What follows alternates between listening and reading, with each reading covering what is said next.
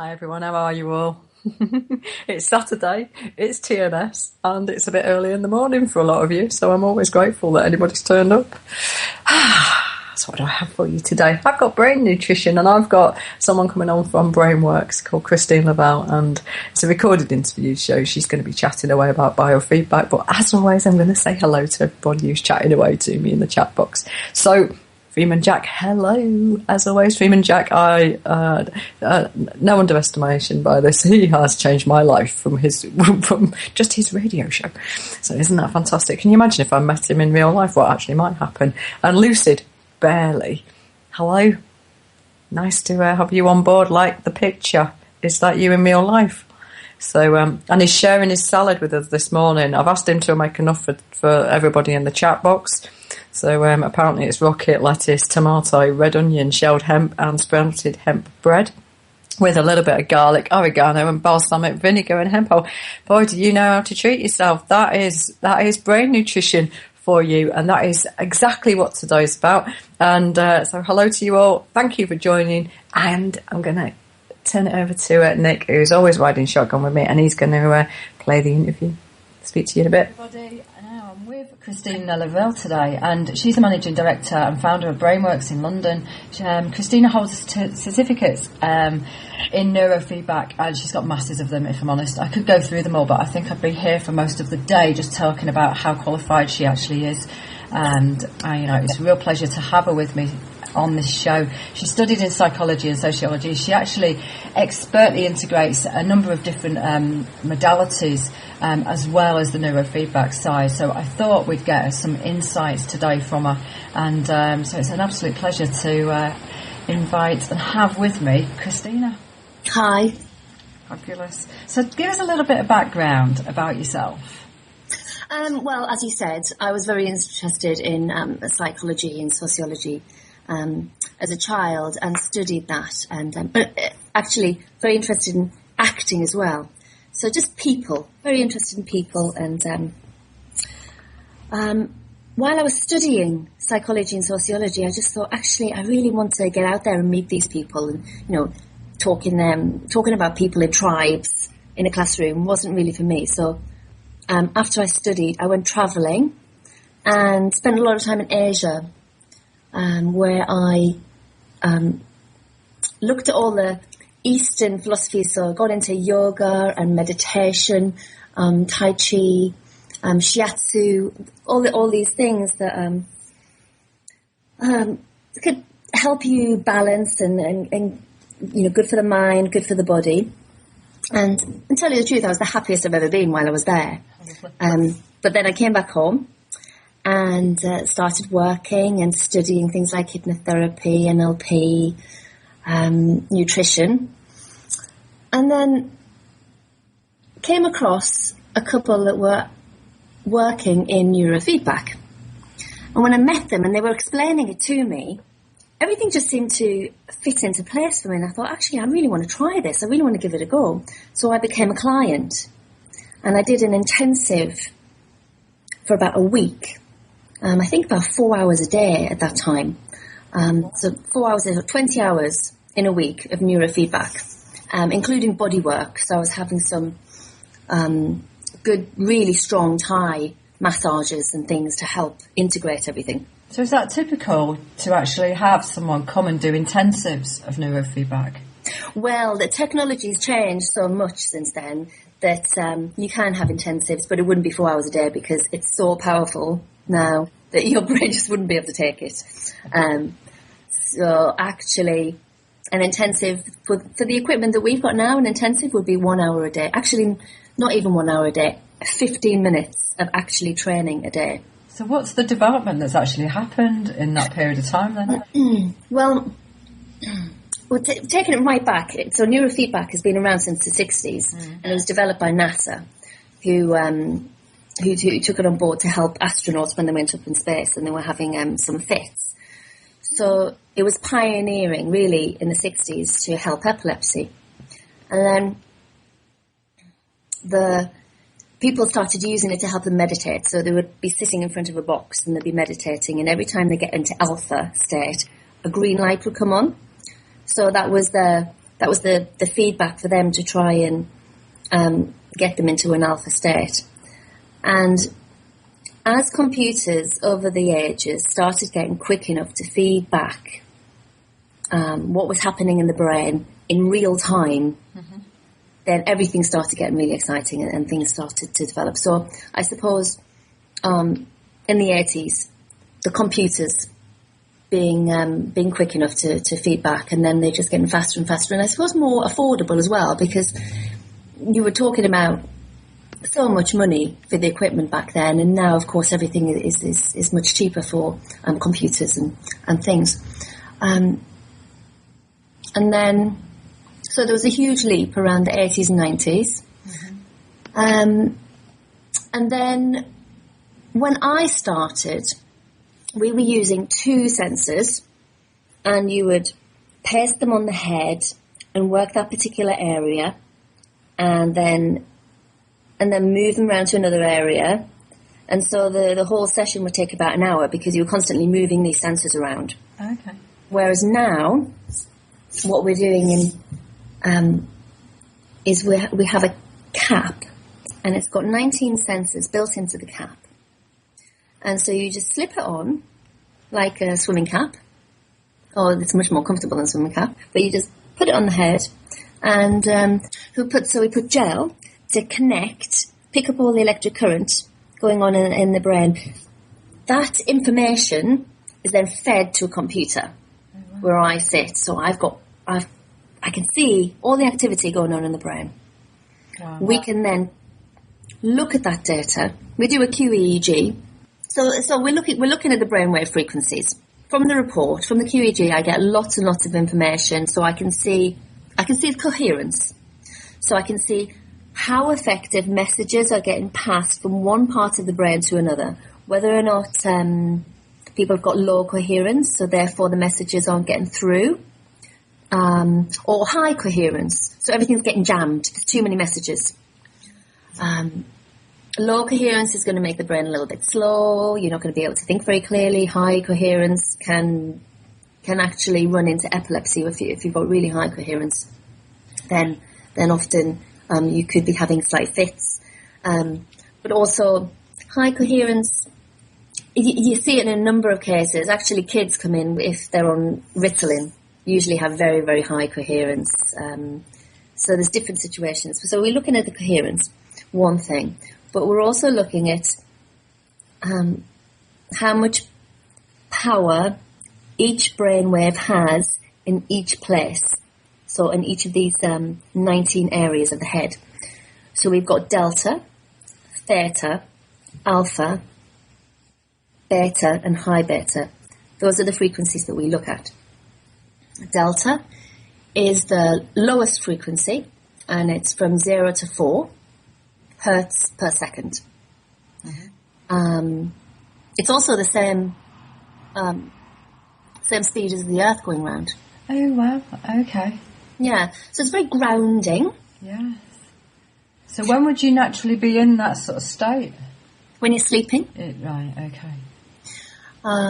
When you're drunk. Everybody likes to drink. That's half my audience, I think.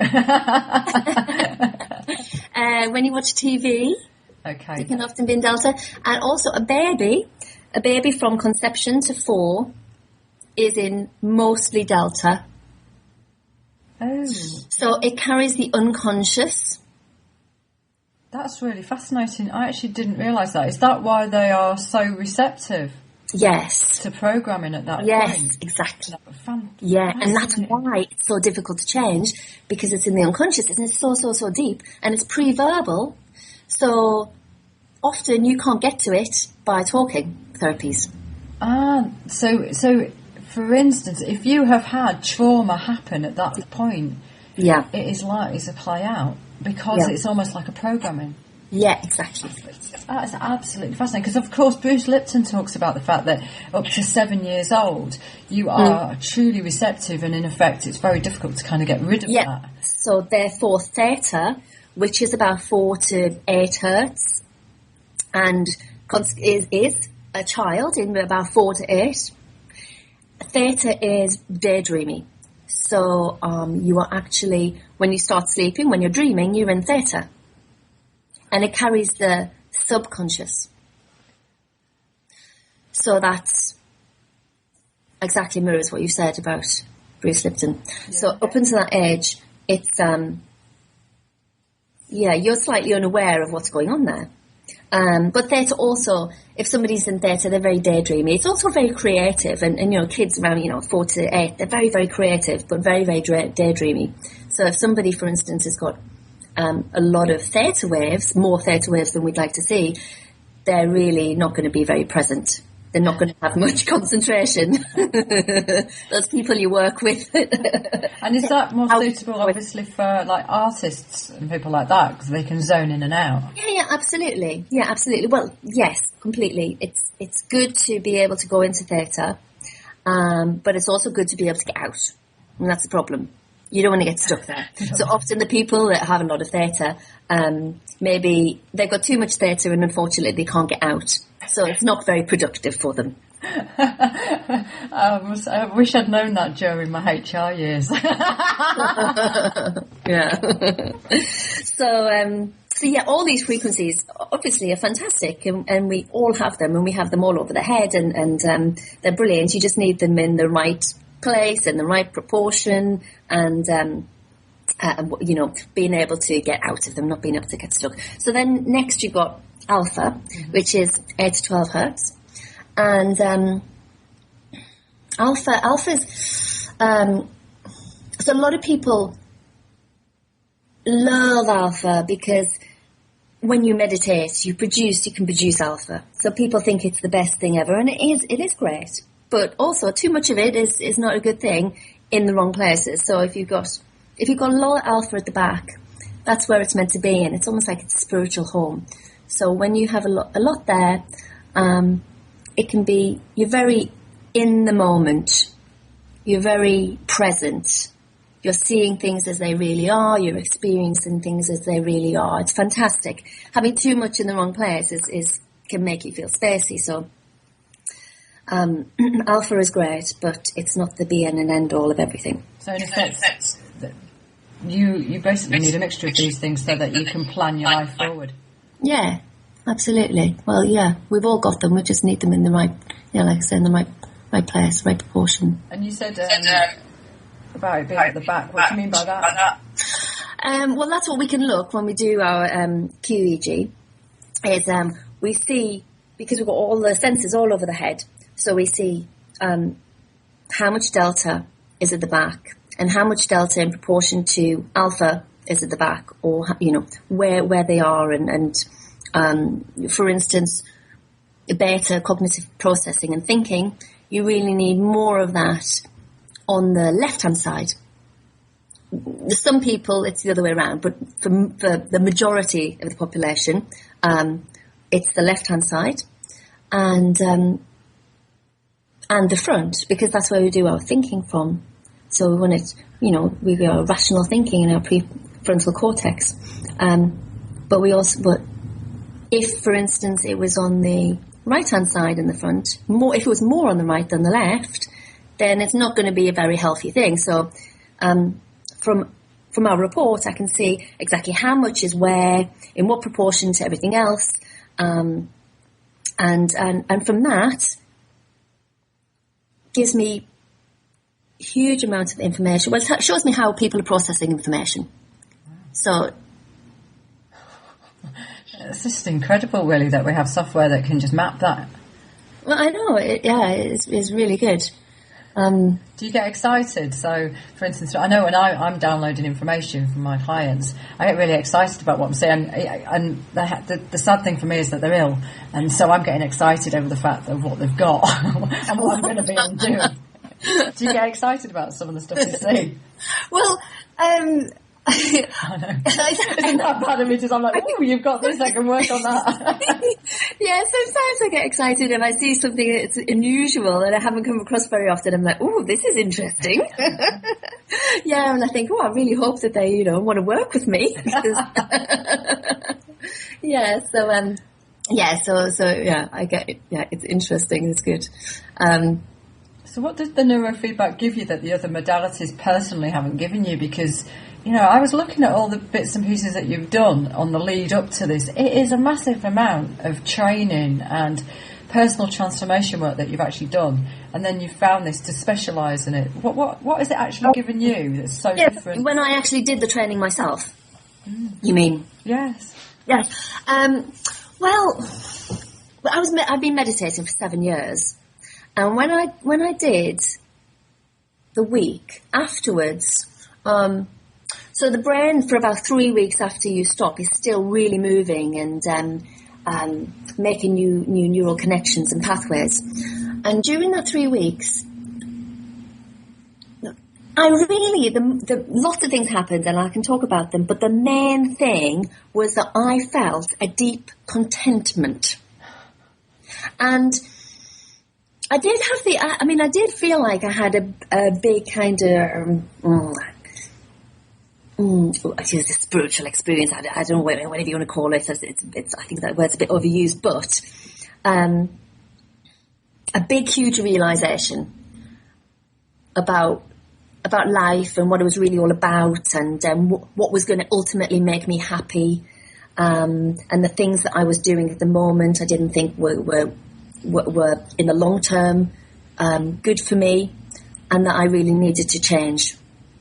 And I'd always moved around, and I've learned lots and I've done all that. I'm forever doing courses, and I love change and I love doing things and I love learning. But there was a slight discontentment as well, always wanting, the grass is always greener, wanting to know this, wanting to know that. And I still love learning, but coming from, I'm happy where I am, which I wasn't before. And that's huge. I'd never really, there's times when I felt it, but I'd never really felt it that deeply. And so my choice really was that I had to change what I was doing and start practicing neurofeedback and really helping people have a better life, and that was going to give me, my true happiness. But other things that happened, I think that I was more open in my relationship. Not coming from more a fearful place so much. So being able to be open and truthful and not being scared of that. Mm-hmm.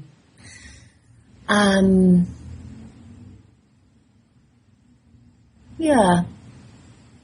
So it's brought a level of truth to your life and a level of awareness, hasn't it? In effect. Yes, completely. Yeah. Yeah. It was huge. And I, there was maybe a few days that I was walking around in complete pure ecstasy, which was lovely. and unfortunately, that's not very realistic, and that didn't last. But I really remember that feeling, and that can live with me. I don't have to. I'll tell you what else happened as well. I would have lots and lots of negative chatter at the back of my head, and I listened to this subconsciously, unconsciously. I listened to it, and when I was kind of in the middle of changing, I felt like I had 1 foot in old me and 1 foot in new me, and I can really remember all these comments. I could at the time really remember all these comments, and I knew that once I'd shifted and that would gone, I might forget how I was. Mm-hmm. So I really tried to think, okay, I need to remember how I was so I can compare myself. Mm-hmm. And although I can't really remember, I can remember a little bit. And if I think about what I was thinking and what I really believed, it's crazy. Because it was just really horrible, negative stuff. But I find that that's pretty typical of a lot of people, in all honesty. The negative language that they use around themselves is almost continuous. Yeah. And I find it really saddening. And I was no different until I started doing meditation, to be honest, mm-hmm. and then listening to what was going on and thinking, this is madness. Yeah. Yeah. I know, and the reason really I kind of talked about it is because now that I'm looking at people's brains and I know where this is, most people do have it. Yeah. And actually, funnily, a lot of more English people have it. You know, it's a very typical English thing. It's like people from maybe a different country have different patterns in the brain, but English people have a lot of negative chatter. Oh, wow. So you can actually see the different patterning from different cultures? Well, I can see different patternings from individuals, and obviously because I've worked with hundreds of people, then I can certainly say that, over a period of time, generally speaking, English people definitely have more negative chatter. That's really fascinating. The last contract I actually did before I went full-time doing what I'm doing now, I worked in career transition, and I worked with a series of ladies, and basically they were all highly negative about themselves. And then one day I got this American girl in, and she just thought she was the bee's knees for everything, and she was just rocking. And I just thought, I've got to bottle her and take her everywhere with me, because she has such a different attitude. She was just like, okay, well, what? It was almost like the whole, what can I do? I am great. I just need to tell everybody. I just need everyone to listen. And everyone else is going, I'm really awful. They're about to sack me. Yeah, I know. And it just shows, doesn't it? It was like, as a country, as a nation, we're always putting ourselves down. And as an individual, we're always putting ourselves down. Yeah. It's madness. So just explain exactly. So you put these probes on yes, I know. Yes. And then you're reading the different waves and things like this. So shall I tell you, if somebody comes to see me, what happens? Yeah, because I'd really like to know actually the process of what you're exactly doing to, how do you balance it out? Well, I know, it sounds a bit too good to be true, so I'll explain it. So, yes, somebody comes to see me. The first time they come, we allocate maybe 1.5 to 2 hours. They sit in a really nice, comfortable chair, and we put this cap on. And like I said before, the cap with the little bit of gel. So they're sitting in a comfortable chair. I'm behind them, picking up all this activity. And I press record, and I record their brain activity while they're sitting in the chair with their eyes closed for 5 minutes. And then I'll record with them sitting in the chair with their eyes open for 5 minutes. And then after we've done that, we can take the hat off and we can talk through all the data, what I found, and, any questions. We'll have a really good chat. Any questions that come up, we can talk about it. So they can learn more about themselves, find out what's out of balance, what we can put in balance. Okay, so then the sessions, each time they come for a session, which is basically we're getting into the treatment, they come in, and again, they sit in a nice comfortable chair. We put the hat on, put the gel in, I pick up the data. We've already talked about what our goals are. We've already talked about what areas of the brain that we think would be best to work, well, I've discovered maybe, what areas of the brain best to work on. The brainwaves come in the computer. So, for instance, if somebody is very anxious and we want to calm that down, we want to reduce the anxiety. So there are certain brainwave frequencies that are going to be too high in certain areas. I'll put parameters on the computer that every time the brainwave goes over that parameter, it's too much. So every time it goes, we want it to be under the parameter. Okay, that's my job. Now, the person sitting in the chair is looking at a screen, and he's playing a video game with his brain, essentially. So we've got a car going round a track. So I say, right, I want the car to go around the track, and when the car goes around the track, music plays, and there's a slight vibration in the chair. So we're getting 3 forms of feedback. We're getting visual, kinesthetic, and auditory. So the person sits and watches the video screen, and the brain then takes over and does all the work. So, in effect, your management of your own body functioning is what's sending that car around that. Exactly, yeah. So every time the brainwave goes over the parameter that I've set, this is in very simple terms, yeah. So every time it goes over, the car stops, the music stops, there's no vibration. And every time it goes under, less anxious, the car goes around, the music plays, the vibration happens, so nice feedback. The brain, wants the car to go around the track, so it figures out what it needs to do to get that to happen. So it gets this positive feedback, so it's very happy because the car's going round, but also it feels good. Now this is a major thing because there's nothing going into the brain. There's nothing, it's completely holistic. The brain's doing all the work. There's nothing making the brain do anything. But when it goes to this less anxious place, it's just a really nice place to be. So the brain wants to be there because it's better for you. And when it goes there, new pathways are made, new connections are made. The more it goes there, the stronger it gets. So eventually, we'll have two paths. We'll have the old one, flaring off into anxiety and stress, and we've got this new one that is much more calm and stable. So when the person in the outside world meets a situation that is potentially for them stressful, they have a choice. They can take this new path that keeps them calm. That's really fascinating. So what sort of people do you tend to work with? Not just anxiety, I imagine. Well, no, not just anxiety. I mean, that's quite a big one in this day and age with everything. But we get bankers and traders and people working in the city who want more concentration, focus.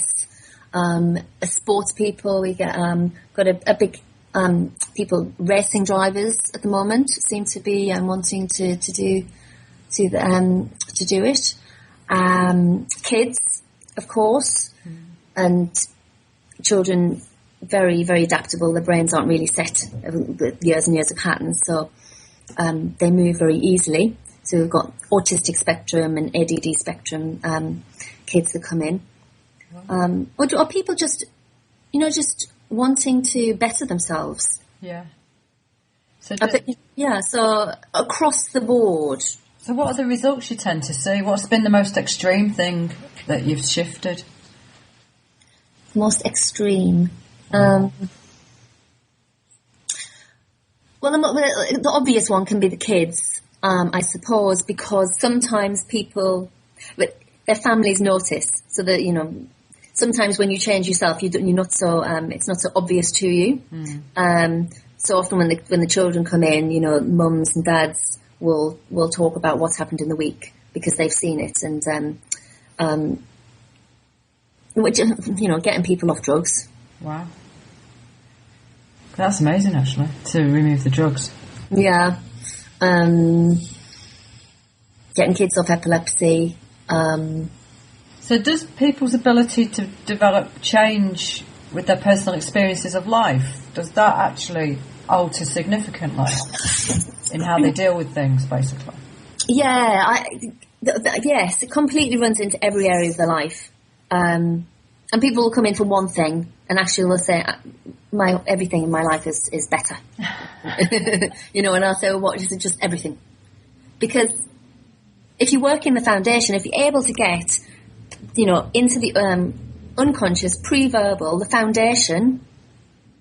I mean, actually, I forgot to say that we can work the surface area. We've got these 19 sensors on the head. So before, we could only work 2 sensors at a time, so 2 areas. Now we've got 19 sensors, so we can work all 19 areas at the same time if we wanted to. Wow. So it's huge. Yeah. But also with the technology that's, I think it's been around for about nearly 2 years now. And this new technology called Loretta, which we're the only company in England that are using it for clients. It's used in hospitals and things, but or the university, but nobody's using it for clients. Yeah. It's amazing because what it actually does, it can work deeper brain. So we can work inside, not just the surface. So we can work directly the amygdala, for instance. We can work directly the hippocampus. So could you actually do things like, if someone's had an injury, could you help with the cortical remapping type thing? Yeah, absolutely. It's good for strokes. It's good for pain. That's incredible. I didn't realise that actually it would be able to support doing that. Yeah, well, absolutely, because the sensory motor cortex is all to do with body-mind function. Yeah.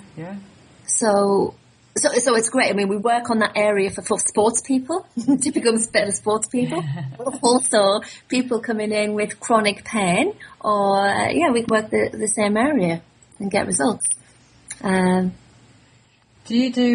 Does the mapping actually show the synapses, so the neuroplastic changes? No, it doesn't. It just really shows the brainwave frequencies and the coherence and things. Okay. Yeah, it doesn't show everything, but it shows enough. It shows what we need to know, but it's it's obviously not an MRI. And it is fascinating in regards to how that changes, isn't it? In regards to the remapping of everything. Yeah, completely. So we take a new map every time somebody comes in. We take a new map. Right. So we have we'll have however many people come in. So it's 20 sessions. We're going to have 20 sessions so we can see exactly day to day. Because ultimately it's just a picture of that day. Yeah. And there's no point taking one picture and then, treating somebody for weeks from the original one. So we have to test all the way. So this work can actually change both the physical structure and the functional organisation, basically, of the brain. Yes. Yeah. That's just astonishing. And basically, in what you're saying is 20 sessions. Well, it really depends on the person, and some people move easily than others. And I was saying about children coming in, and they do change quickly and they're very adaptable. But I've had people coming in their 60s, and on paper you think, well, you're in your 60s, so it might not be so quick for you. But if they've got a young mind, if they're young and they can change really quickly, and I've had experiences like that really blown me away. I've got an 86-year-old and she's blown me away, to be honest. That basically, the work that happened was just way, way beyond where I thought we'd ever get this individual to. Yeah, exactly. So keeping yourself young, but young in mind as well. You're not just young in body. So how do you keep yourself young in mind? Give my audience. Well, learn new things and do things out of your comfort zone. Not way out of your comfort zone, but a little bit. If you've never played an instrument before, musical instrument, learn to play a musical instrument. It's going to be hard and you're going to get tired because you're using parts of the brain that are weak, but then they'll strengthen up. It's like a muscle. The more you use it, the stronger it gets. So if people have been living that, if people have had the same job for 30, 40 years and they've walked down the same pathway and they've been, going to the same place for holidays, the rest of the brain is not being used, and it's going to... So it's going to entropy, basically, like everything else if you don't use it. Completely. So it's a good way of keeping your brain nice and healthy. Wow. So I've used brain entrainment software in regards to like HoloSync and sort of the Monroe Institute stuff for years. And I'll tell you, within a week of using HoloSync, I was a different person almost. I just didn't recognise myself by the end of that first week. And so I have used it for years and I love it. I absolutely love it. What is the difference between what I'm doing there and what you're doing? Okay. Well, HoloSync, for instance, is not designed for your brain. So it's a bit off the shelf, and it can be really good for some people, but then some people it might not be. Yeah. So when I was saying before, all frequencies are brilliant, but they have to be in the right place. Alpha, lots of people want more alpha because it's you produce it when you meditate and it makes you feel good about yourself, but only if it's in the back. Now, if somebody's got a lot of alpha in the front of the brain, they're going to be very spacey, they're going to be disconnected from their body, So if you get a CD that pushes up alpha, it's just going to push it up globally. So, in effect, this is where some people I see have terrible, terrible results with it, and others like myself have gone, wow, this has been brilliant. Yeah, exactly. So somebody with high alpha in the front is going to have more alpha in the front, and it's going to make them really not feel good about being in their skin. So really, really disconnected with the world and themselves. So it's not designed for you, and it's not feeding back your brain. So what I'm doing really is showing the brain itself so it can heal itself naturally. You're getting it to feedback, and you're effectively training it, aren't you? You're training it to perform in a specific way, and to resolve its anxiety, stress, its poor performance in areas that aren't actually helping the rest of the body to function. Yeah. So an off the shelf, so an off the peg. It's not good. It's not going to be as powerful, and it's a bit hit and miss. So what exactly is the science behind it all? Is it scientifically supported, what you're doing? It's been given the stamp of approval for ADD and epilepsy.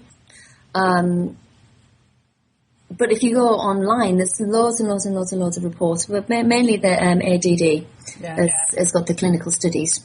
Yeah, I noticed that, and like you say, the epilepsy, which I didn't realise, to be honest. I think that's fascinating. But they do. I mean, in America, they're using it in juvenile homes. The government is using the same system as the one I'm using for the military, coming back from war, so post-traumatic stress. They use it in prisons in the Netherlands. So it's... And what are the results they're getting in the prisons? I don't know the actual figures. Is it that people are coming out and actually behaviour's calmer in the prison, or behaviour's actually different on when they actually exit? When they leave, because the work we do is permanent, so it's not going to be just in prison. So when they come out, they're going to be able to reform, and not go back in. And of course, in juvenile homes in America, and also for addiction in America. So a lot of private centres when you go, and you have a whole host of therapies. Neurofeedback is used a lot. Because in effect, it's enabling choice, isn't it? It's basically allowing the person to come out of a behaviour that they've probably trained themselves in really, really well, and all of a sudden they can see a new direction. They can see there's a choice there in regards to this almost fork in the road, or I can either go down that route that I've gone before and be in a right state that's not absolutely, you can. Well, the choice of, say, angry. If you're coming up with if you've got anger management problems and you have a situation, you can choose, of course, be angry if you want to be, because we're not taking away the option, or you can choose to be calm and deal with it in a different way. Whereas with the addiction, it actually it seems to stop people having the same. It has less the drug of choice. They don't enjoy it anymore. So there's a colleague, and we're affiliated, Marty Wookie in America, and he actually treated somebody for crack cocaine addiction, and afterwards he left. He complained to him because he didn't like taking. He tried to take it again, and he didn't like it. Couldn't take it anymore, and he was really upset. So hilarious. It's more than a choice. Actually, the body, because if the brain's out of balance and you take your drug of choice, that's going to push it in a different position that you enjoy and is more comfortable to you. If now the brain's in more of a balanced position and it's different, you're going to take a drug of choice, then it's not going to have the same effect. No. It might actually make you feel worse. Yeah. And that's what happened with me. I mean, I don't drink a lot, but I was at that stage of life where I didn't want to drink so much, and I'd go, a lot of my friends would say, oh, we're going out, we're going for a drink, and I would say, okay, I'm going to go out, but I'm not going to drink. So I'd go out, and I'd either have a really boring time because everybody else was drinking, and I'd be thinking, oh, I really want to drink, but I'm not going to, and go home early, or I would just have a drink because, what's the point of being, miserable? Yeah. Actually, afterwards, I found that when I drank, I didn't enjoy the effect it gave me. and I was much happier without it. I have that now with basically when my last contract I did, I've never seen so much cake and biscuits lying around, and they used to put them on the end of my desk because it was the only place that was safe. And they'd say, "Are you not tempted by them?" And I'd look at them and go, "No." It just doesn't interest me. And it's the same, like I don't drink at all anymore, and I haven't drunk for over 10 years, and I just don't get anything from the experience. Yeah. The experience for me of not drinking is far better than the actual experience of drinking now, and I have no attraction to it in the slightest, and that is a complete turnaround from what I was, quite a rock and roll life, at some stage. Don't remember most of it. Yeah, I know, I could put the pints back.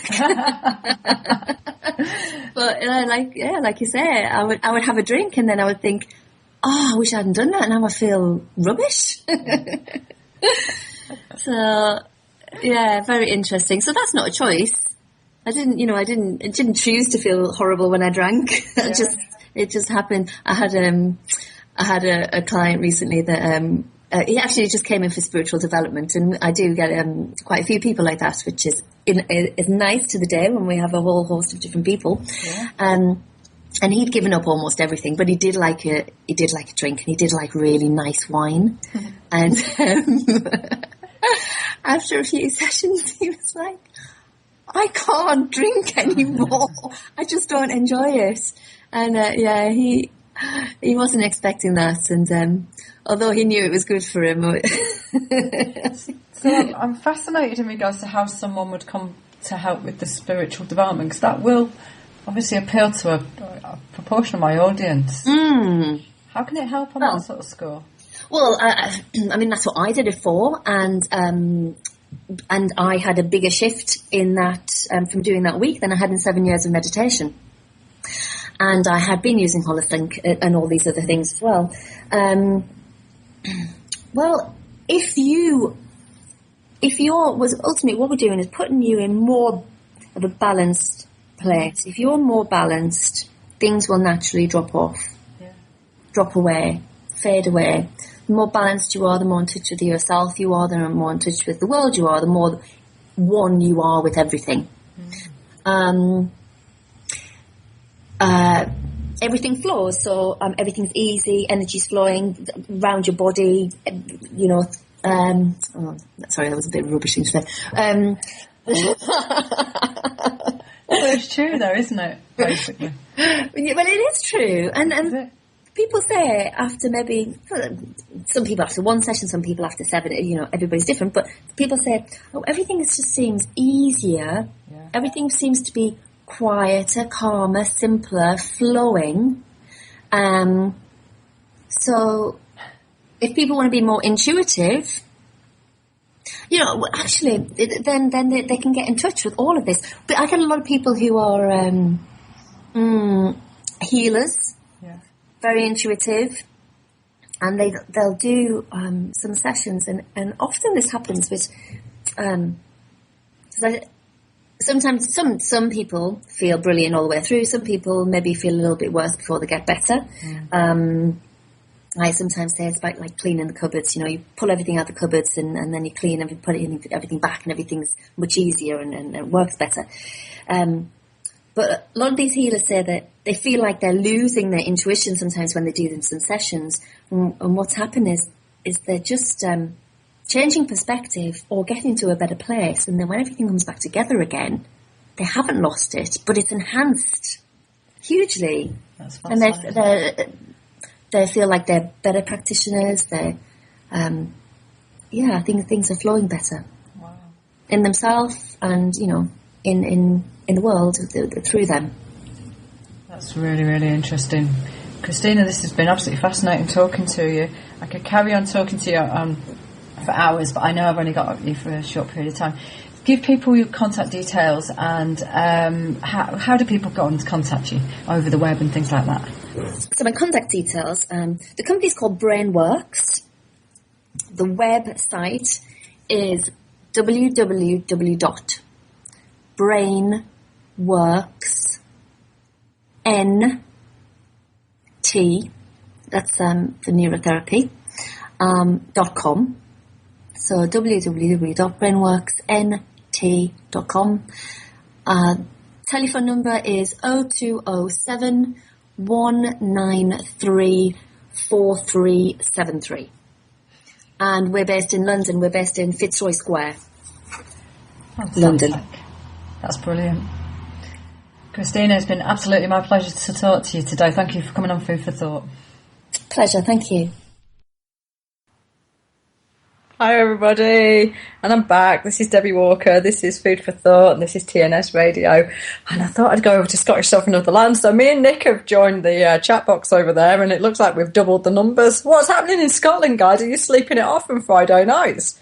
Look at them in Ireland. They've got far more stamina in Ireland. We've got a better chat box going. Come and join us over on the TNS side. Come over to the dark side. Anyway, what's been going on? You've been chatting away, I have noticed, as always, in the chat box. Stingray, you here? Captain Stingray. Hello, Captain. Apparently they're full of goodness. You know what? It says on the packet. I don't even want to scroll back in the chat box to find out what on earth you've been eating this week, Stingray. Because last week, if I remember rightly, you were smearing it all over your werewolf body. And you have to go back through the pods to listen to that. What on earth Stingray is doing this week with what he's eating. And I can't imagine it's healthy in the slightest. Is that one of your catering packs from your apocalypse moment where you thought the world was going to end, so you'd stored them all? Anyway. Hello, Rich. Lucid, you're still here? Barely. Anyway. Thanks for joining me. Hopefully you enjoyed the interview with Christina. Really fascinating biofeedback, and I thought I'd carry on with the brain stuff really, and optimising brain functioning. I thought it'd be quite interesting really, and I'm doing some work myself on kind of the brain side of things, so this is just kind of an extension of that. And it is a really sad factor now that, you know, that most people will do anything to look good from the outside, often go into quite extremes to alter themselves, in regards to, you know, doing surgery and cosmetics. And you see some of the things, you know, they've almost got plastic bodies nowadays, and, you know, they'll do all that work and they'll spend all that money, but will they do the consistent, often small stuff to make sure that their body can truly work well and look good? No, often not. You know, they're busy working it from the outside in, you know, and it takes work. It takes consistent work to keep doing day after day, being healthy and focusing on it. And most people are just working on their bodies from the outside. I see this all of the time. Most people want quick fixes, thinking they can eat and drink what they like all the time, and their bodies are just going to keep continually functioning. Well, you know, this is possibly a time to reassess it. You know, your body and brain needs to be cared for. It does. It's your only vehicle through this life. And if you look after it, it will look after you and give you a long, healthy life, if that's actually what you want. You know, if you want to live fast and die the young, then, you know, live appropriately. But if you want a level of longevity and you want to not have Alzheimer's and remember most of it, because, you know, I talk to a lot of people now. Most people don't even know what they did yesterday. They can't recall their days. And most people think that's normal, not to be able to recall their day. That isn't normal. You know, you should be able to know what you're doing, how you're doing it, and what you've done in the past. You know, for years, medical people have seen the body as you know, separate parts to be worked on. If one part isn't working, then it must be, you know, only that bit that's not working, never considering that it might actually be a completely different part where the problem might lie. And this is the thing with the brain functioning. Often, you know, if someone's got depression or mental illness, often they won't look at the rest of the body holistically. They will go just to the brain to see what's actually functioning wrong there. And often that's not the case. You know, often research shows that it's a nutritional issue, it's a gut issue. You know, the gut-mind connection is huge now. The research that's coming out is enormous about it. You know, when you work to improve the overall body functioning, you inevitably have an impact on your brain and vice versa. It's actually really fabulous. The gut-brain connection is really, really interesting. And I know that I can put in specific nutrients knowing that they will work in the gut, and they're predominantly made in the gut, so therefore they should be there work on the pH balance, work on the actual function of the gut itself. And the person's going, but hold on, I've got depression, or I can't think straight, or my memory's not great. And I'm like, yeah, I know, but I need to get your gut functioning first, because from my perspective, health always starts with the gut. You have to have good gut functioning, and all the bowel functioning. It has to work because of the connection there. And finally, kind of science is catching up with us in the natural world. Whether that's a good thing or not, I never really know nowadays, if I'm absolutely honest. The quicker they catch up with us, the less, the reasons why we shouldn't be working as naturopaths. But I'm sure they'll just find another reason for it. Anyway, your body will do everything in its arsenal to actually keep your brain and your heart functioning. It will do absolutely anything to do that. And that's really quite key for you to remember, because if it will keep those two areas functioning over everything else, and therefore it will ration resources, absolutely ration resources appropriately, as well as keeping as much toxicity as you throw at it away from them. So if you think about it, if your body's if you're giving it very little in proper nutrients that are going to feed those two arenas, your heart and brain, and you're not putting the right fluids in, and it's having to ration, it's going to ration from other organ systems, other functions, other systems in the body. This is where people start to feel really tired. And if your brain isn't functioning properly, if you are struggling, then just think about the fact that actually it is doing everything to keep your brain and heart functioning over everything else. And if your brain is not functioning properly, if your memory isn't there, if you're finding it hard to think, you have permanent headaches, those sorts of things, if you're in stress and you get easily stressed, that's not a good sign in the slightest, guys. It really isn't, Oh, blimey. So if you are suffering from those two not functioning properly, guess what? Well, it's not good. Professional opinion, in more technical terms. Oh, that's not good. That's how we'd say it in the novel. Oh, that's not good at all. Let's put it like that. If your body's doing everything to actually keep them going, it is sacrificing other areas of the body for them. It is sacrificing them. It will send as much as it can to those two arenas, and it is rationing, very possibly. Follow your gut, says Lucid. Indeed. Actually, it's a really good point. Most people aren't following their gut. When you fall out of working intuitively, most people switch off the connections that they truly have with their body. And actually following your gut will give you, it will tell you, it'll give you very good reactions in regards to whether things are good or not, in regards to decision making. Lots of people will say, actually, in my gut, I knew it was the wrong decision. I just knew. Or I had stomachache whilst I was making that decision, or I felt really ill when I was doing such and such a thing, or I was in that job all the time, and it affected my bowels. If you've got IBS, IBD, those sorts of things, look at what you are doing in your life. Start to break it all down, because your gut is a very good indicator. And you should be following your gut. If it isn't functioning properly, that is not a good sign. That means you've definitely got things going on in your life that are causing you stress. And Rich is saying the heart. Absolutely, everything should come from the heart. You should be coming back to your heart energy all of the time and really thinking about it, and actually bringing everything back to the body and intuitively asking the body how it feels about it. Your body will tell you. This is the great thing about your body. It has indicators like lights on it, like your dashboard of your car. I constantly come back to it, because once you get intuitive with your body and you listen to it, you never really need anybody else to tell you whether things are right or wrong. You'll never need them. That includes someone like me. I'm always looking to make myself redundant in this whole relationship like I have with my clients, because once you truly listen to your body, it will tell you everything. It will tell you which foods to eat. It will draw you towards certain things and not others. It will draw you towards certain people. You will just know what is right and wrong in your life. Oh, I'm having a shame and Shakti today. I am indeed. I will try not to swear on this week's show. I noticed nobody put their CV in to take over. Yeah, you're quite quick to berate me in the chat box, but nobody wanted to take over Food for Thought for the week, did you? No. Right then, I should endeavour to try and do this week without swearing. By accident, my God. So, I mean, the thing is, for me, many people actually walking around knowing kind of that their brains and their body, let's face it, aren't really functioning very well, but they're not really knowing what to do about it.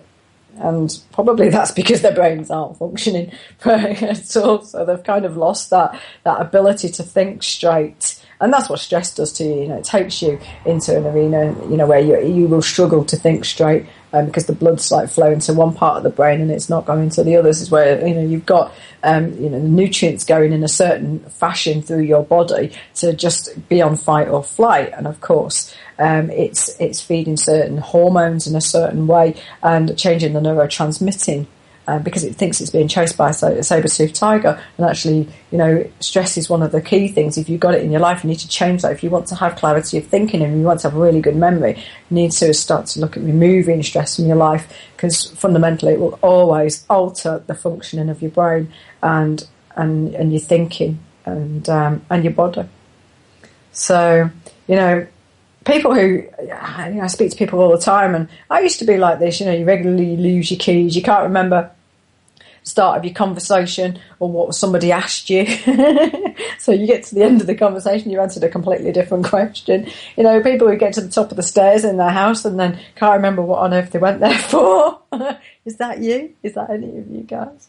You know, they forget even where they've put their to-do list. I used to come in from work, and sometimes in the morning, I'd be looking for my shoes, and then I'd go in the fridge and realise I put them in the fridge in the morning the night before, because I'd just been doing everything on automatic. But in the morning, I couldn't find out where they were. That's not good. That shouldn't be happening. If that's happening to you, it shouldn't be happening. You know, so people tend to know their memory isn't good, and will say, "Oh, my memory's shot, absolutely shot. It's shocking. I can't remember a thing. I can't remember yesterday to put my keys down. I'm always losing them." But you know what? It's just not the norm. It's not meant to be like that. It really isn't. You know, and it doesn't have to be like that at all. And mostly it's because, you know, your body isn't being fed the right nutrients, it's not hydrated correctly, hasn't got the right oils in it, and it isn't being challenged enough or moving into, you know, new learning areas. So it's not being challenged in a way that just moves it out of its comfort zone in a nice, gentle fashion, not, you know, piled on with stress. It's not feeling overwhelmed. So let's see what's going on in the chat box. You know, I love to talk to you all. Gut instinct, says Nick. Rediscover the truth in saying you are what you eat. Actually, you're not so much you are what you eat, you are what you absorb. Because if your body can't absorb it, you can eat health on a plate and actually still not be very healthy. So it is about what you absorb. Your absorption levels are absolutely key. So let's see. Yeah, it's also our natural instinct to eat good and be well. It is indeed. Yeah, the sun has risen. I haven't gone that far back in the chat box, so gosh, no, God, who knows what that's about. But anyway, yeah, it's interesting about the sun, because the sun interacts with your cells, and if you've got the right oils in your body, and of course the brain is a fat-rich organ, so it interacts with light. Light is really quite important, therefore the sun is quite important. Yeah, so... Yep, if you eat GMTV or right stuff in the morning, then you are that. You know what? I don't have a TV, so I'm not exactly clear about what on earth is going on those shows, but I can imagine it's not particularly healthy. And Mahatma Coat, memory, you're saying now. That's probably because you don't remember what to say, Mahatma Coat. What's happening with you, Coat? Honestly, did you remember where you put your coat?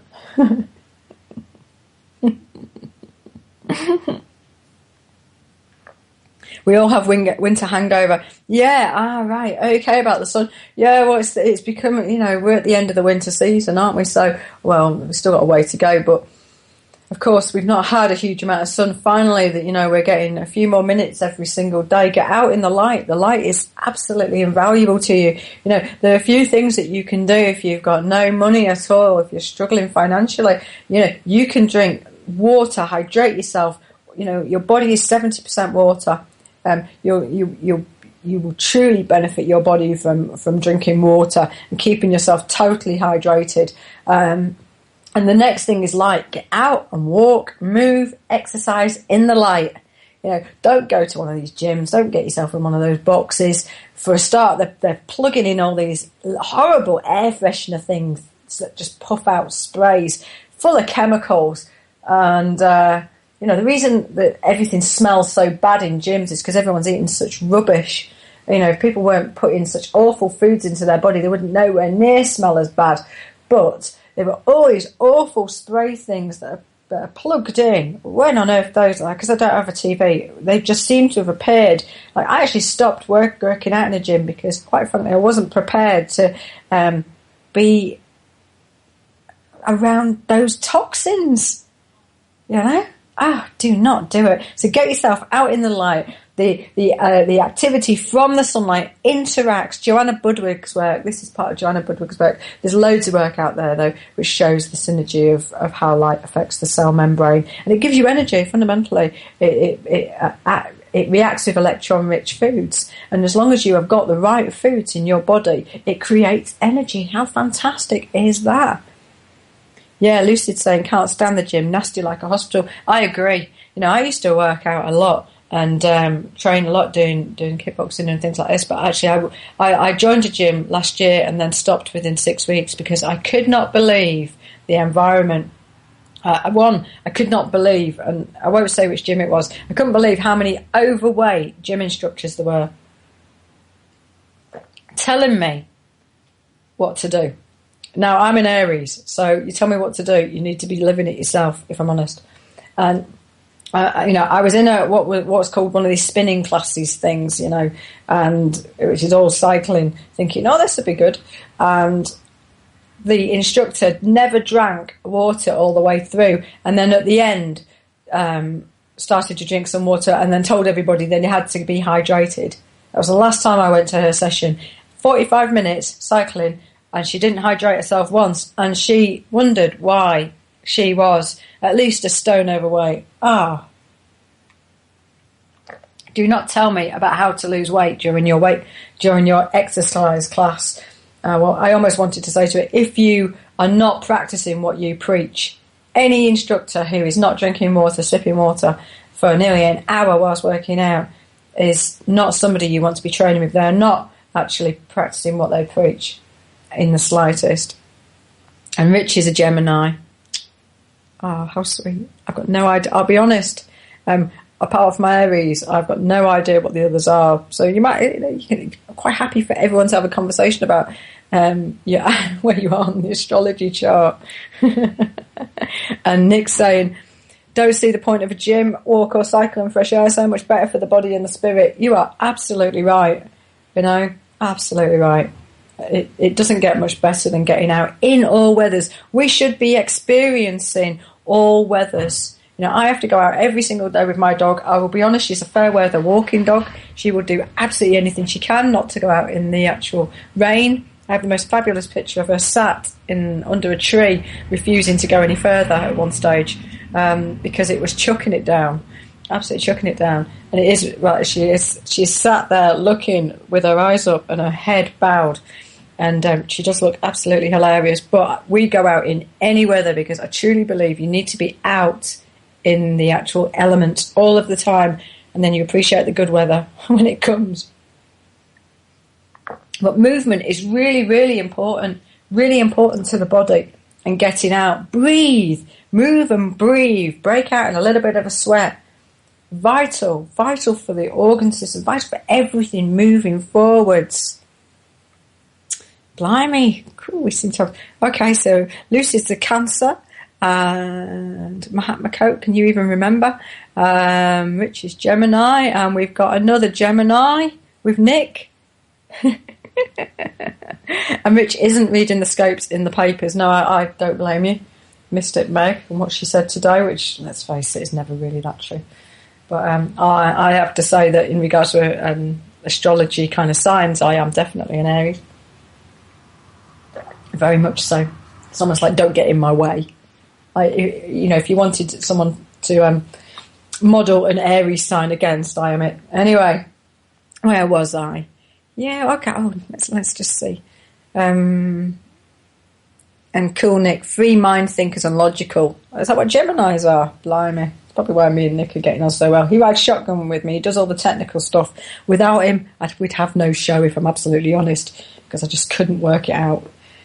Everyone kind of goes mad. I was always amazed for the first few months how I managed to make it all work. But I used to crash the actual machine every single time. So be grateful Nick's here. And, he has also doubled the numbers in the chat box in Scottish Sovereign of the Land. I still am wondering what has happened to the Scots. Anyway, let me just carry on with some brain stuff.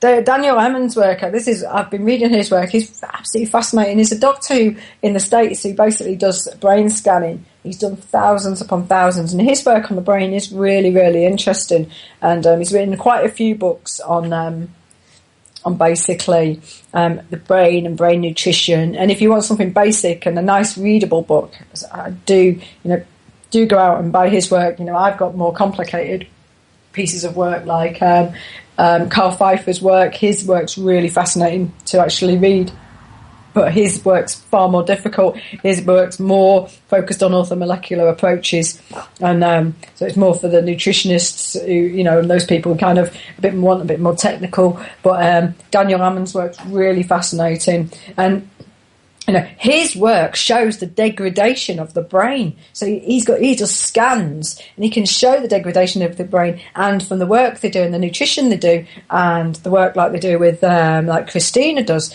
how they then return the brain and turn back the clock. And in fact, in one of his books, he actually shows his brain when he started, and then about 15 years on, and the brain actually looks better than when he first started.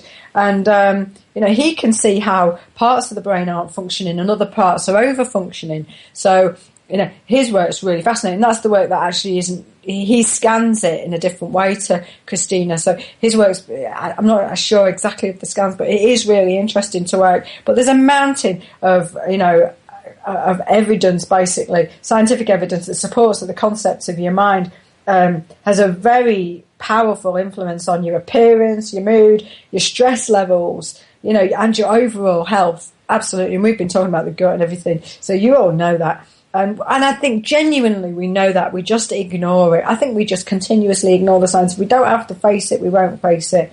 And in fact, there's a whole branch of kind of alternative medicine starting to happen that just focuses on the interaction of the mind and body more and more. And, most alternative practitioners will actually focus in that way. So, what are bad habits? Guys, do you actually want to know this? Because, let's see how many you can tick off. Bad brain habits. Living on fast food. Is that you, Stingray? Your diet, fizzy drinks, working ridiculously long hours, or being up on TNS ridiculously long hours, not getting your sleep, being very stressed all the time, rarely getting more than 4 or 5 hours of sleep a night. How many of you are doing that? How many of you are on till 2 o'clock in the morning? TNS 3 o'clock, 4 o'clock. In fact, if I go back through this chat box, I could start shouting out the names. How many of you are not exercising? Not getting out into the light, not drinking enough water? How many of you not eating the right foods? Don't tell me you are, Stingray, because I don't believe you, honestly. Whoever's eating that pie and eating Marmite. So, Rich is talking about Santos Bonacci's work. Absolutely, Santos Bonacci is really interesting around cell salts, Rich. And he is really interesting to listen to. So definitely get yourself onto if anyone's interested in that sort of work. But yeah, I know about Santos Bonacci's work. Really, really fascinating. Reading the Metro whilst commuting. I cannot believe you've owned up, Lucid, to reading that Metro. Oh dear, gosh. I can see my work's never going to be done here, honestly. I didn't realise people actually read that.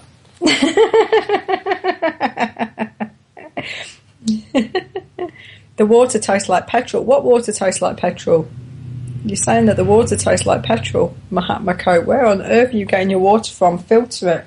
Anyway, things that really are a problem for the brain is physical traumas. We often don't think about it, particularly lads who are playing kind of football and things like this and heading the ball and things, you know, they're actually creating quite a lot of trauma for the brain. I know when I was kickboxing, we wore helmets, and even then, you know, you got a head, you know, you got hit in the head. It causes you trauma. You know, you've got your concussions. Even mild trauma can affect your health and well-being.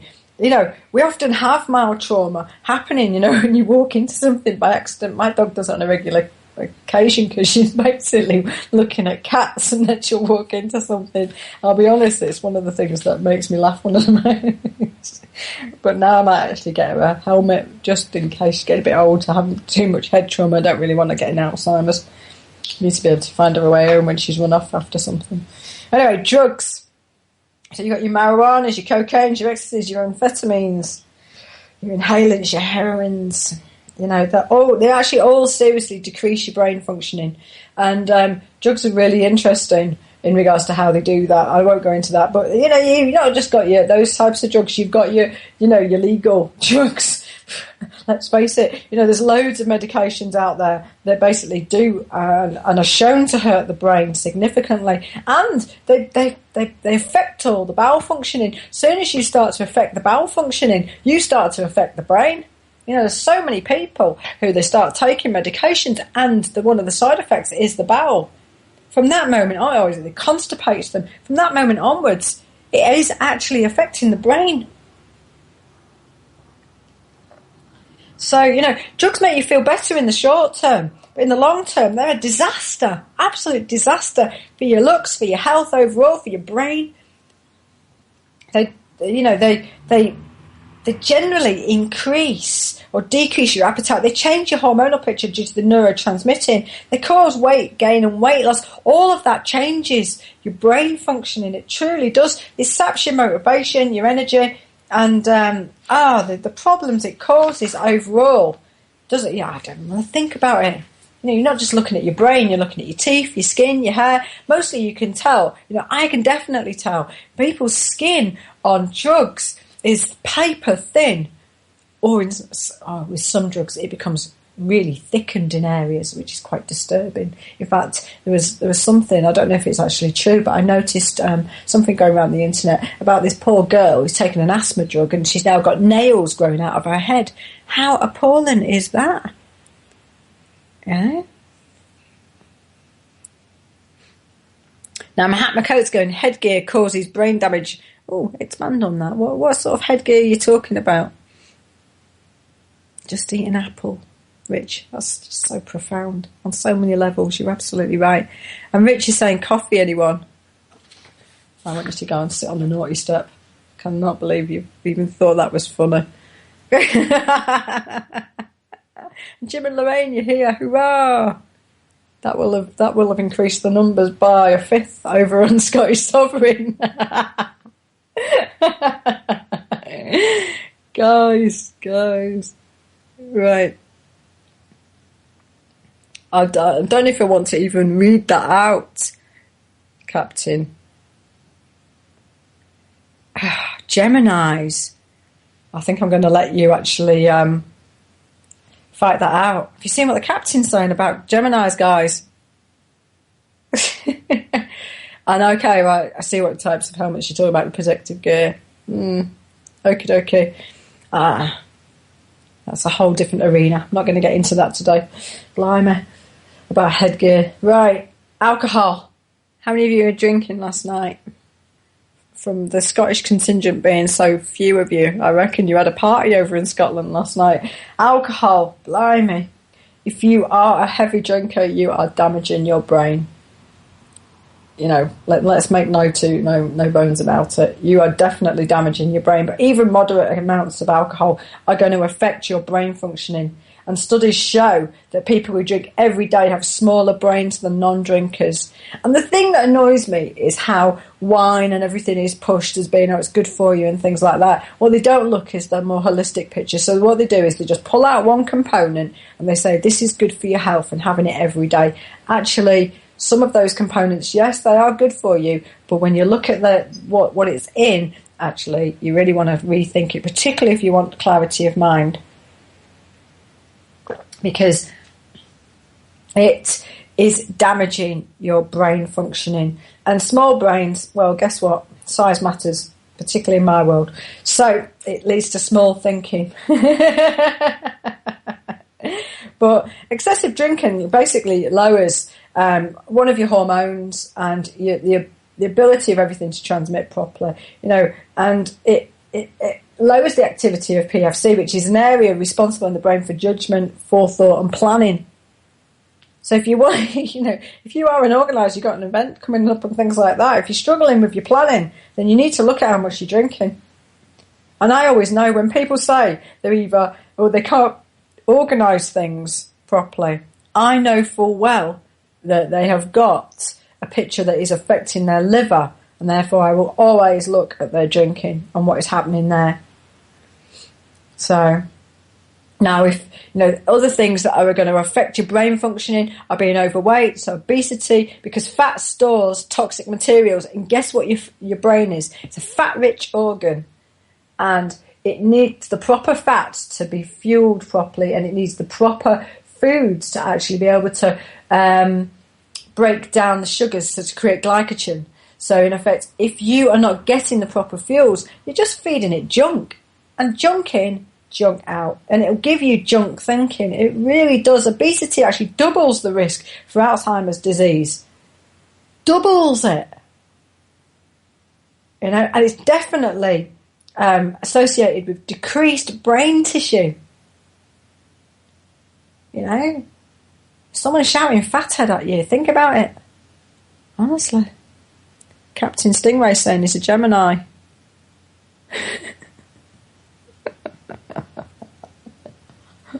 Someone go off and find out what Geminis are. Malnutrition.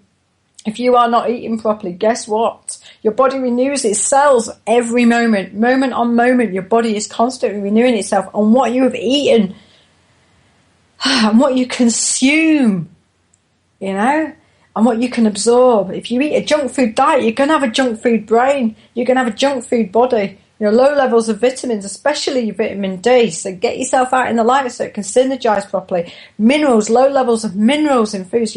Low levels of omega fatty acids, your fishes and things like that, your seed oils and stuff. It's harmful to your brain if you haven't got the right levels. You need to have a balanced diet to have a balanced mind. You truly do. If you are showing hormone abnormalities, it's probably because you are malnourished, or you're suffering from stress and it's affecting that picture. But mostly when people say, my hormones are all over the place. This is why just changing the diet can have such a massive effect, even at just its basic level. And how many of you got chronic inflammation going on? Chronic inflammation is really fascinating. And there's more and more research coming out that effectively chronic inflammation is shown to now be the centre of many, many chronic diseases, like your cancers, your diabetes, your heart diseases, your Alzheimer's, those sorts of things. It constricts the blood flow to the brain and the heart. That's what chronic inflammation is fundamentally doing. That is not good news, guys. It really isn't. It's a killer in so many ways, inflammation.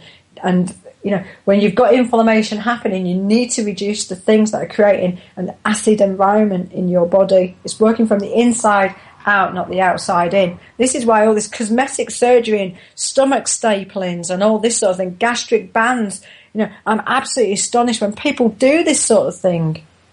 Because often, I remember someone years and years ago, they'd had this gastric band thing put in and they carried on eating junk food. They just carried on putting in the same food, but instead they could only eat small amounts of it. What on earth is that doing to the body? And blood flow. The thing is, I was just talking about blood flow and how inflammation effectively is constricts it. Well, your blood is key. Your circulatory system is key for carrying your oxygen and your nutrients. And if your body is rationing those nutrients for your heart and brain, guess what? It's rationing them from other organ systems. Your brain isn't a cheap date.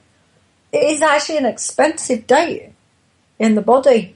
It's like it doesn't hardly weighs anything, but it'll take about 25% of your nutrients and circulation. That's a lot.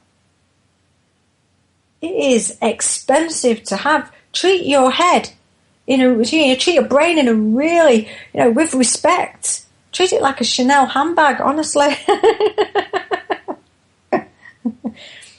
Look after it. That's if you've got one. Okay.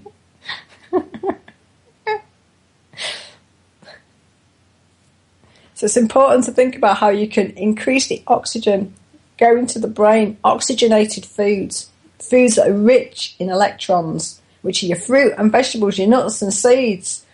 Electron rich, which means that they can carry these molecules.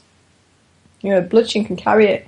But I tell you, anything that just decreasing that blood flow, like nicotine. So if you are smoking too much caffeine, if you're not exercising, it will be aging your brain. Smoking equals old age brain. Think about it, guys. Let's see what's going on in the chat box. Who loves coriander? Lucid, you love coriander. I love coriander. Carries out the heavy metals in the body. Really nice and cleansing. Fantastic. Yeah, use it as detox. I have to say I would be juicing today, except unfortunately my juicer gave up the ghost. 2 days ago it started smoking.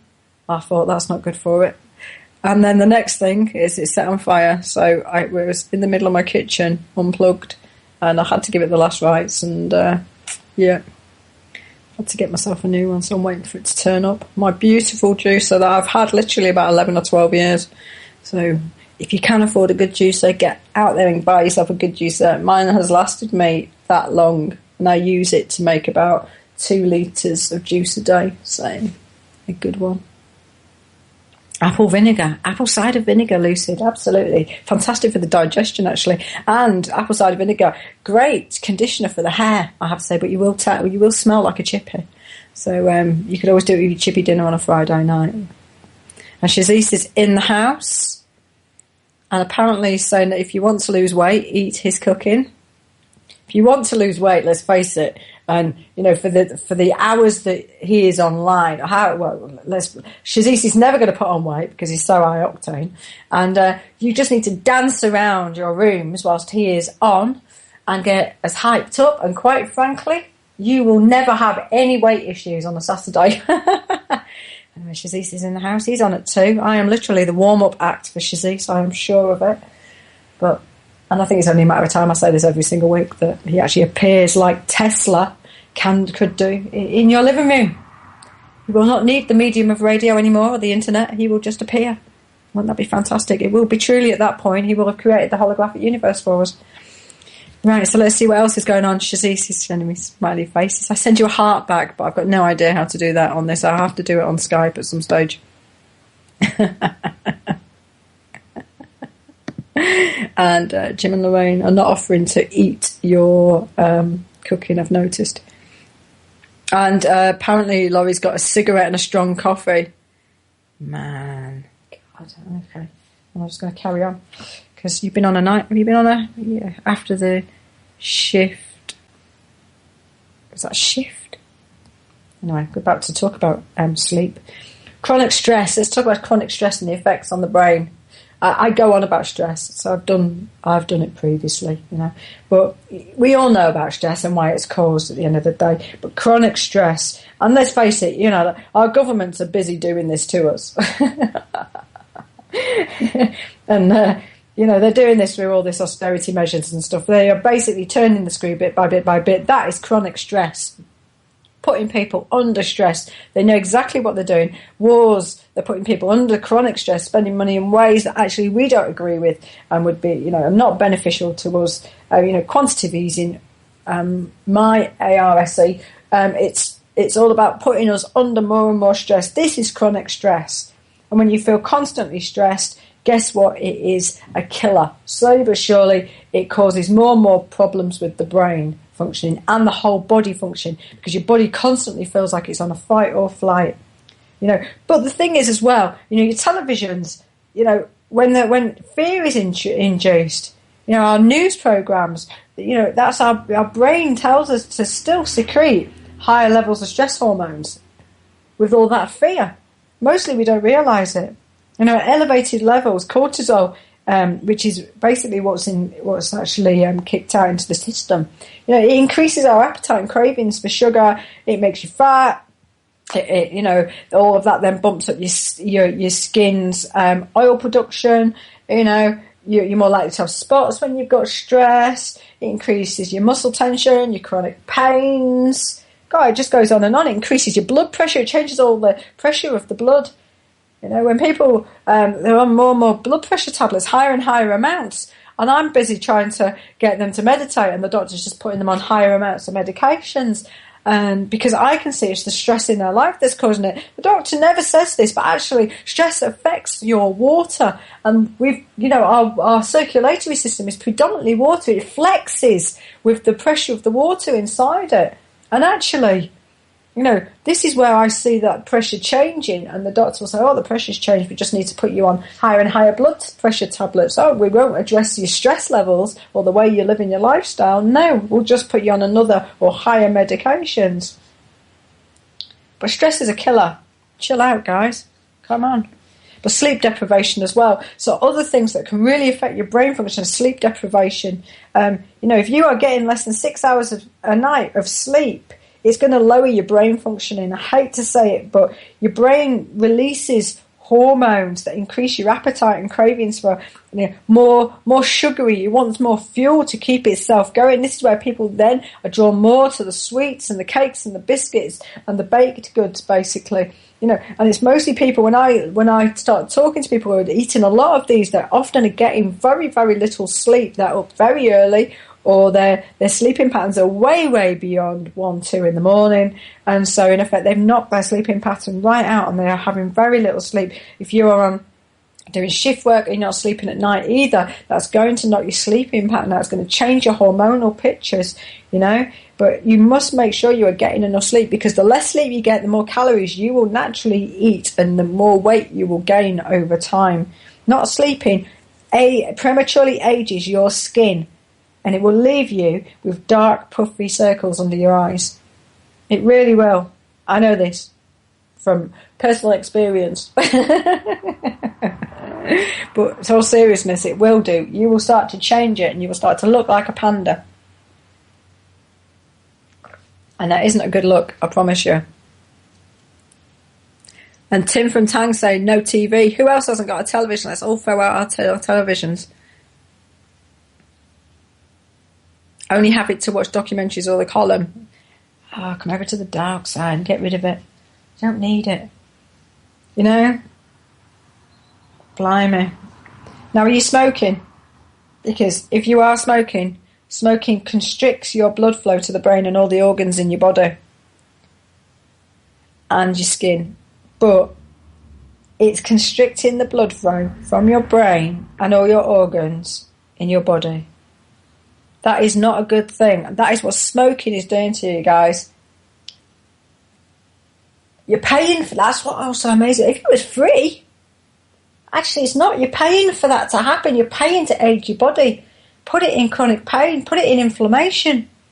You're paying to reduce your brain functioning. How much is that costing you a day? You know, I can nearly always tell when someone's a smoker. You know, their skin looks older than they are. It's bad news in general. If you live fast, you die young. You know, drinking a lot of caffeine. Was that you, Laura? Here we go. You ready? They also restrict blood flow to the brain.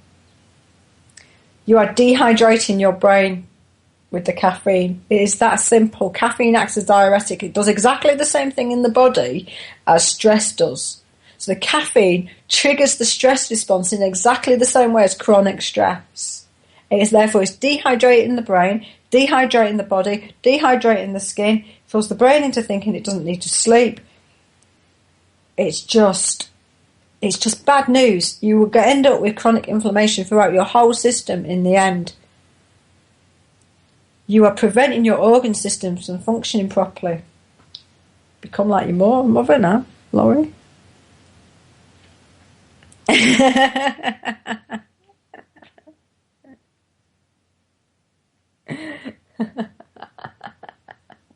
I shouldn't start reading the chat box. Because you always make me laugh once I start reading the chat box.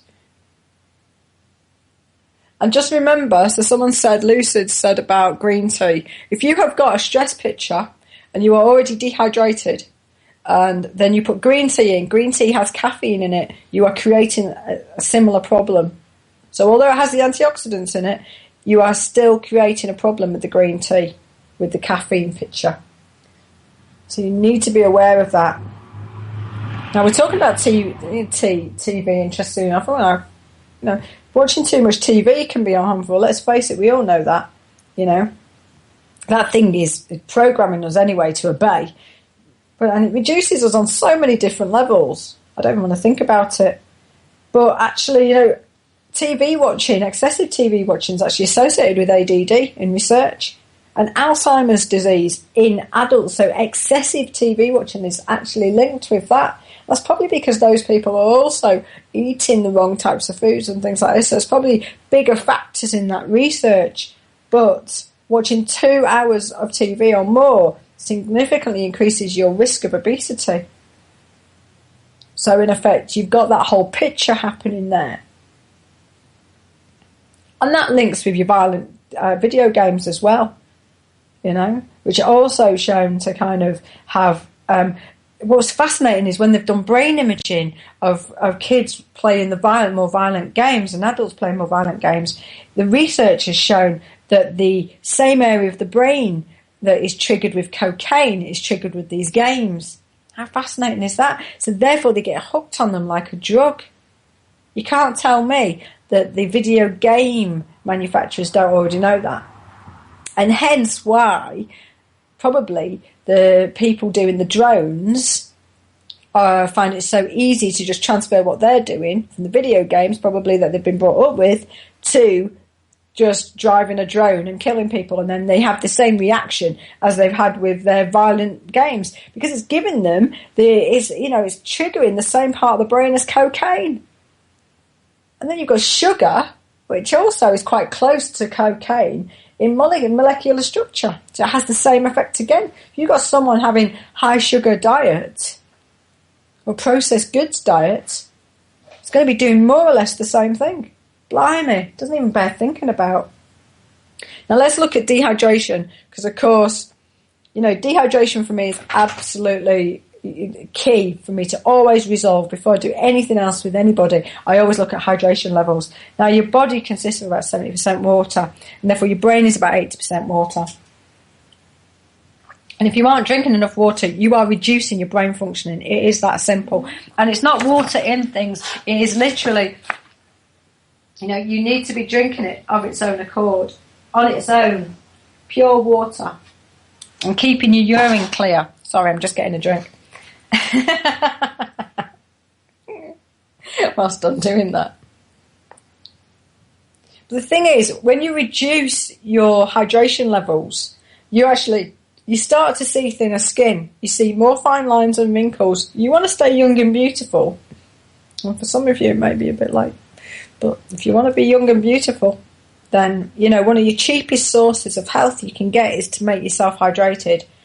And I was astonished yesterday, actually. I was chatting to somebody and they had stopped having filtered water. And actually, it'd be interesting for some of you to know this in the chat box. I wonder how many of you may have heard this as well. But... someone told me that their dentist had told them that filtering their water was causing them cavities. Now, that is I've done a lot of research on water, and I've never, ever even read that. I have no idea where that's come from, but apparently it was in quite a prestigious dental journal.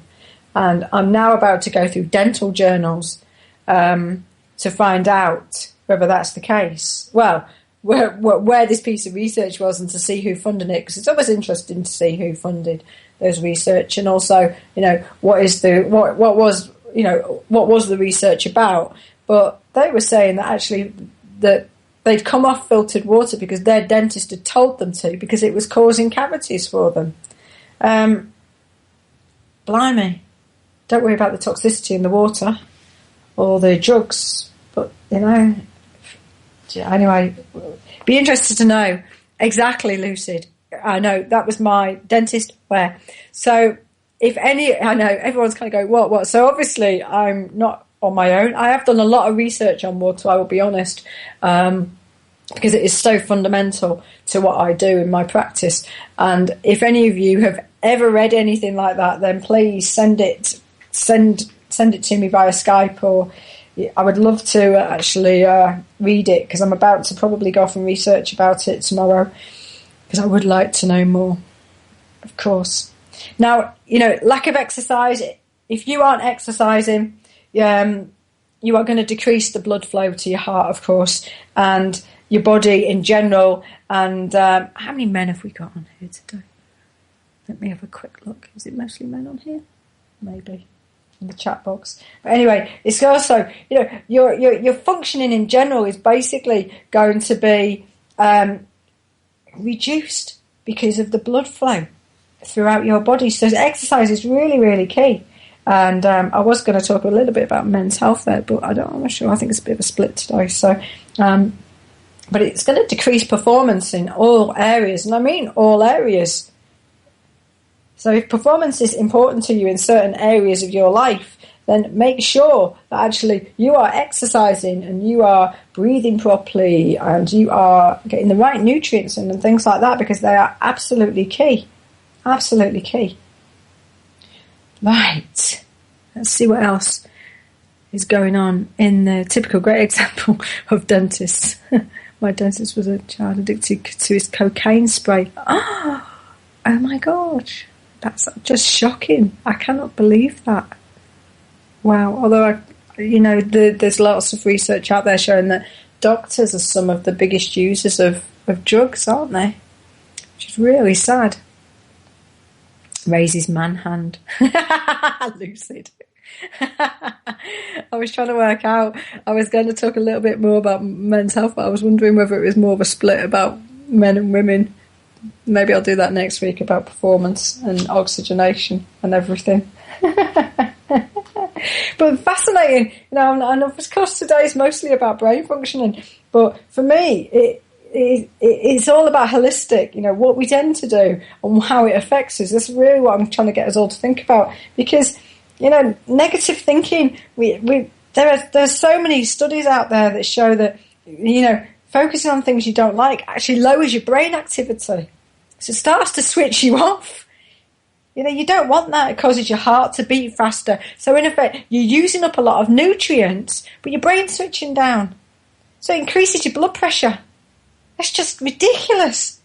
So thinking negatively affects many of your systems in the body. It really, really does. It sabotages so many of your efforts to actually, get healthy and things like this, your negative thinking. Now, some of the work that I do is nearly always focused not only just on water and exercise, but also on the mindset. Mindset is key if you want to actually have a good brain. And of course, it kind of goes hand in hand. It's a bit like chicken and egg, because you've got to have the right nutrients in place to be able to really have clarity of thinking. And then to have real positive thinking, you need to have the right nutrients in place. So it's kind of like, it goes around in a little bit of a circle. Now, I was reading something really fascinating, and that was excessive texting and social networking on the internet was actually causing a problem. And it was showing that neuroscientists, and I'm sure that mostly they just have to find a reason to do research half the time, have shown that spending too much time texting and social networking tends to lead to attention problems and may cause difficulties communicating face to face. Isn't that what they wanted in the first place? I just think sometimes they're proving what they already know. But anyway, or they already knew what was going to happen. And spending time away from physical activities, it makes you more prone to change your weight and the ability of you to manage your weight and decreasing your general health. I'm amazed that actually research goes on like that, quite frankly, because everybody must just generally know that. the money they put research in at times to find out what is just glaringly obvious to us all. Well, maybe we do, maybe we do need to be told these things. I don't know. Let me have a quick look at what's going on. Oh. All right. So, let me see. Only one small study has been carried out into the effects on oral health of drinking tap water versus fluoridated water, though the results could not be described as definitive, so no real evidence. Yeah. The problem is that, there's no benefit for them, is there, in doing that research, so they're never going to.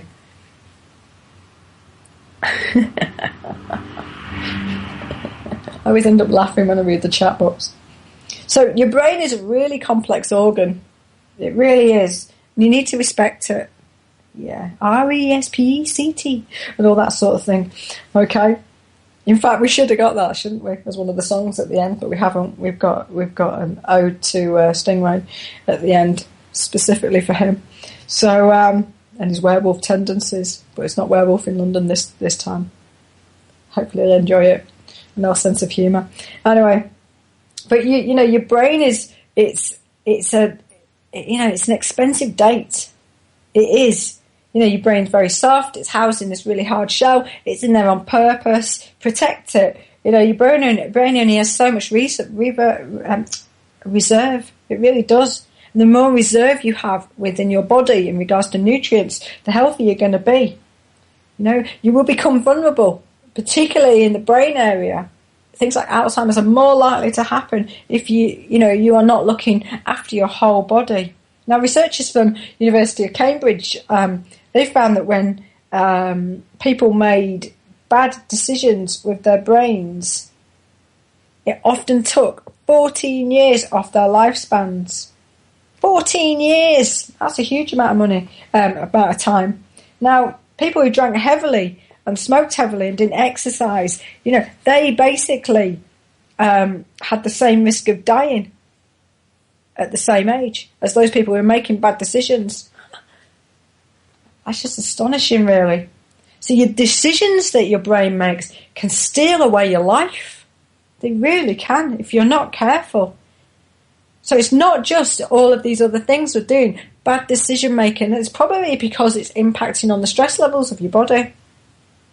So when your body works, when your brain works right, your body tends to look and feel better. When your brain is troubled, you have trouble with how you look and feel. Your brain weighs only about 3 pounds overall. It's not, it's not very heavy at all, but it's more powerful than even the most sophisticated supercomputer, let's face it.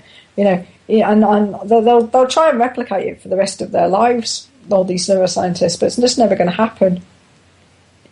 So it represents about 2% of your body's weight, and it uses, like I said, about 25% of your circulatory system, of what's going through your circulatory system, which is about that in calories. And it uses about 20% of actually your oxygen you breathe, interestingly enough, as well. And therefore, this is the other thing. If you are kind of sat hunched up, if you're stressed, you're not oxygenating yourself. If basically you're not going out and walking and exercising, you're not oxygenating yourself to your optimal. You need to feed your brain. You really do. Oh, man. Shaziz. You need to tell him to leave those boots outside and not bring them in the house, honestly. Right. So Stingray's saying, I have to eat these pies now, but I'll only have half the chips and not a whole pint of gravy granules with them. Yeah. Something like that. Can you at least have a portion of vegetables at some stage? Just to make me happy. Or maybe a glass of water. That would make me happy as well. It would, honestly, Stingray. Just for me. So. Now, some interesting facts. Oh, I really should check. I didn't realise what the time was. I've been waffling on today. I should really have a look and see what Nick's saying to me in the chat box. He's probably saying, you need to shut up. Because she's easy on soon. So, some interesting facts before I finish. Estimated that your brain contains more than 100 billion nerve cells, which is about the number of stars in the Milky Way. And that's not the Milky Way you eat. So it's not the Milky Way that, that's full of calorie goodness and very small and neat. It's actually the Milky Way out in the cosmos. So each nerve cell is connected to other nerve cells by thousands of individual connections between cells.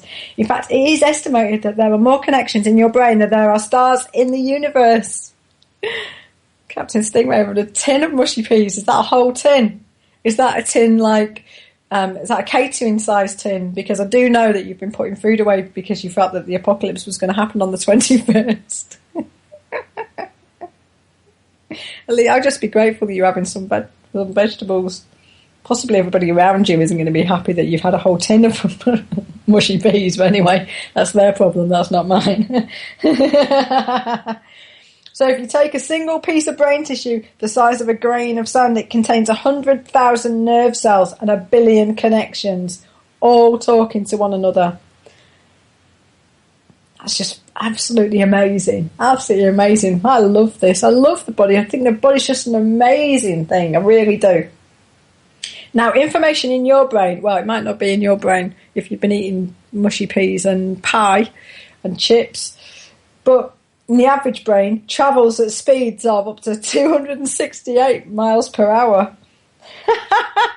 How amazing is that? And so, it pays to actually feed your brain properly. It really does. It truly, truly does. Just to make sure it's going that fast.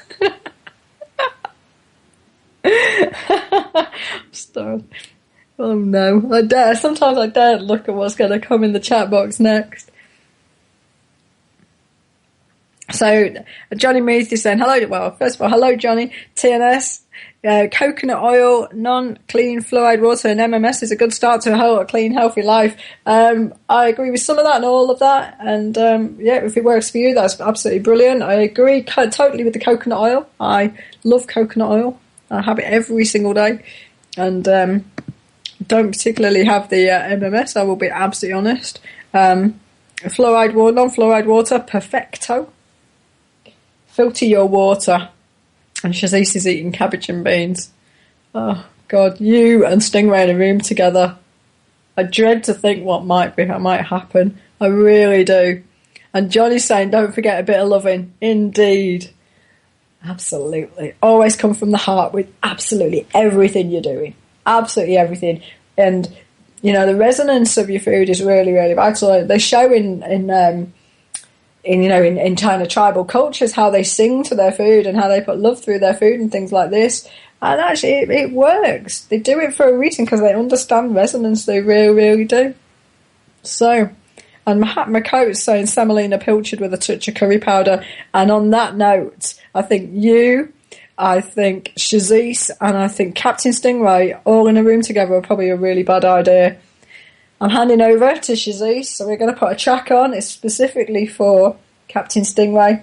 I hope you enjoy it. I hope you've enjoyed the show. As always, I've had a great time, and enjoy. Bye-bye, guys.